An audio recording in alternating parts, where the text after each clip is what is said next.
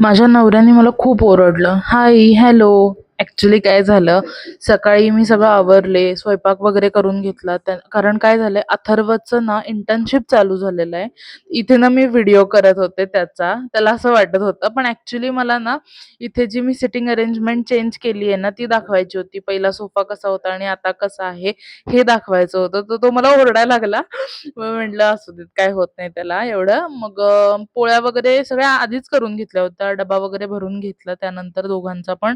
कारण आता दोघांना पण डबा द्यावा लागतो सकाळी. आधी अमितला फक्त द्यायला लागायचा. आता दोघांना पण द्यावा लागतो. तर मस्तपैकी म्हटलं असा कधी मी व्हिडिओ शूट केला नाही, तर एकदा आपण असा पण ट्राय करूयात.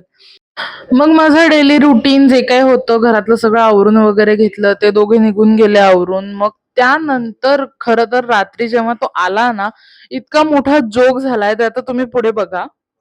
होय अमित, हाँ इकडे बघ. हाँ, बोलो बोलो। PS5 म्हणजे काय रे? वो क्या है?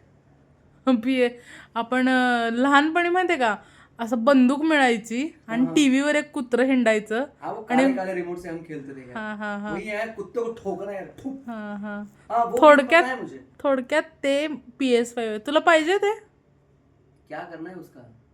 गेम खेळ? अरे आत्ता सध्या पुरुषांना PS5 मिळणं मेरे पास वक्त म्हणजे नहीं है उतना।